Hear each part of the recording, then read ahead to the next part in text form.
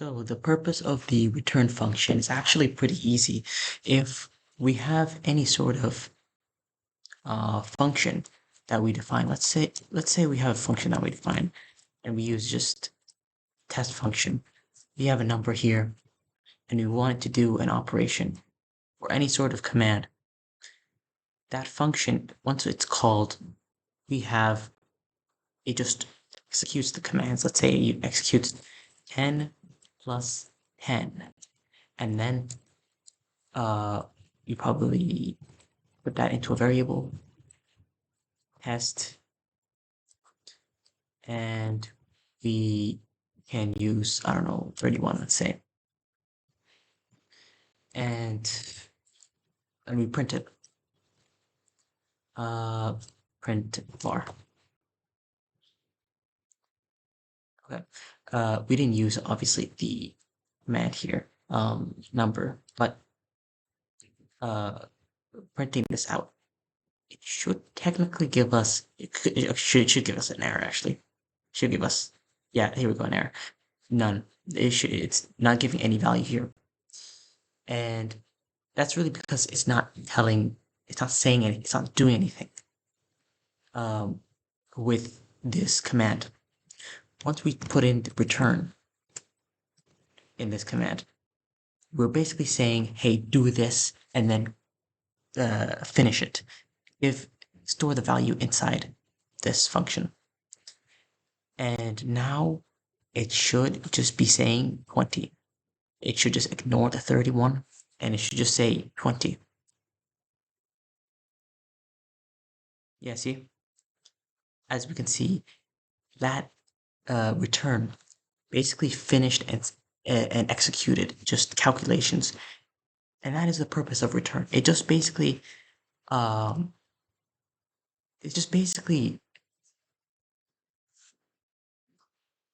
executes just raw calculations and does nothing else. It just gives you, it just solves calculations and then does nothing else. Let's use, I don't know, our number here. Here we have just a calculation and it's not doing anything else with it. So it should just finish. Once it's finished in the calculation, then we print it here. Oh, whoops. Then now it should use our number plus 10 and then return it back. It's basically saying, hey, just with the number I gave you, do this with it and nothing else. Don't touch anything else. Don't do anything else to my number. Just give me the final value back. That's it. And yeah, it gives me the final value back. And now I am choosing for I'm choosing to print it. I'm choosing to print what it solved, what the function solved. So now if I do it, now if I run it, it gives me 41. That's 31 plus 10. Now that's all in dandy, but why not just like put in, I don't know, why not just put in print here instead of return? What's the difference? Why not just print it? Print and then bracket in that print, right? And then remove print, then just print it. Let's say test is 14. That's completely valid. It'll show a good result. It'll show the correct number. Now, you could do that. That's, not that bad, not hard. But if you choose to print it, then it's only limited to printing it. You can't do anything else with it. It solves a number, but then it also prints it. And if you want to manipulate it, if you want to change it or something, let's say you want to add more numbers, or you want to display it a lot, or you want to put it in another function, or even you want to kind of put it in like a string or something like that. You can't do that here. it'll just show no result.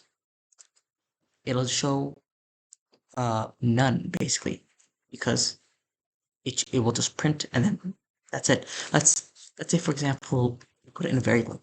Again, just like return, we put it in a variable, and we want to use this variable. Let's say we want to do print you are var years old, and we try to run this. We have two outputs that it gives me.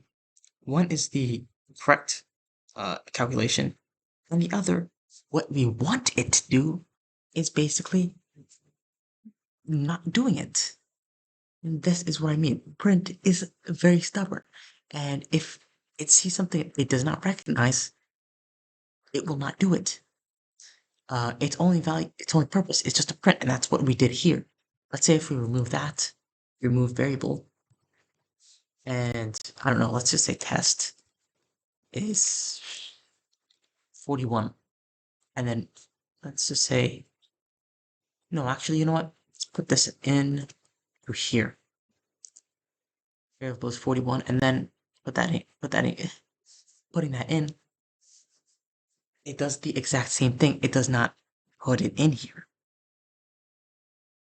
It is literally just printing the number, and that's it. That is the problem. If let's say we are going to be removing print. We don't want it to print again. We don't want it to just print two things. We have just this, and then we try to just run it like this. Then it'll give me this answer, none. It's not doing it. It doesn't know what to do with this number. There's a number here, yes. It does the calculation. It doesn't know what to do with it. And this is where return comes in. When you return the function, it's basically saying, hey, this guy wants me to finish this and then keep the value. Keep the value into the function. Just do these calculations and then let him do the rest. Which now I can manipulate. I can put it into the string. And if we run this, then there you go. We have our successful calculation. Compare this with print, where it's literally just printing it and not doing. You can't manipulate it. You can't put it into anything. And so what we have here is just a raw value. Of course, you do not want to do this. Makes it easier, but it just makes it a bit complicated too. You want to put this ideally in a variable, and then now it's much easier to just do a variable, and run this, should be 51. Same thing. And there you go. This is how return is used. And it doesn't matter how many variables you have. You could have billions of variables. It doesn't matter. I don't know if you have test, no, test. I don't know, new var.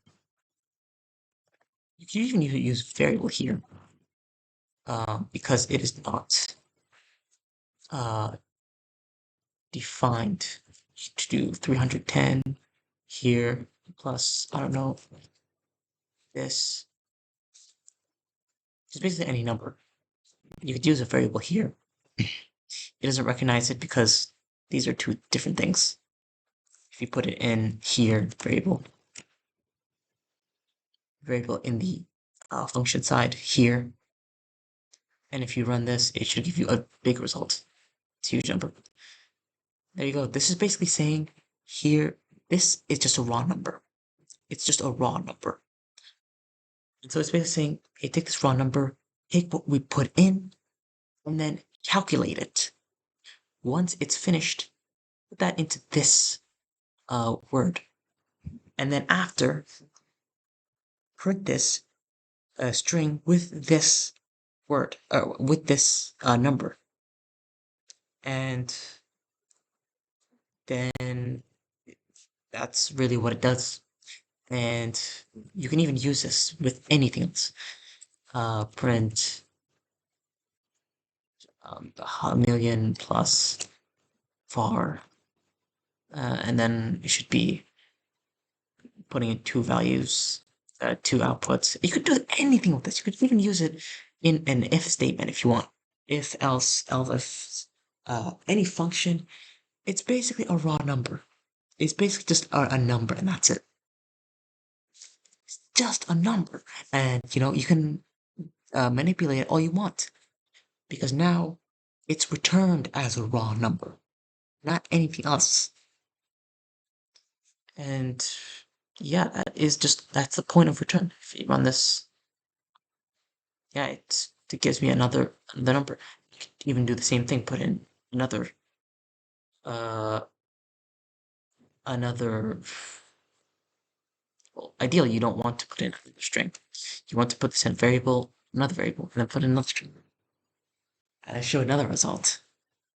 Uh, but yeah, that is neither here nor there.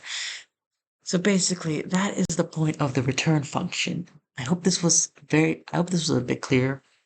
Um, I'll even use actually this video as an example of how return works. Basically, what he's doing is it says add 10 to age, and then this is the function parameter, and the function when called, it's supposed to be putting in this finishing this operation, finishing this calculation, putting that into a variable, and then this new age is just a number. Don't let it confuse you. It's just any number. 560 billion, it doesn't matter. It's literally just this, what you inputted plus 10. 1 plus 10, and it's just finishing it and then storing the value into the function.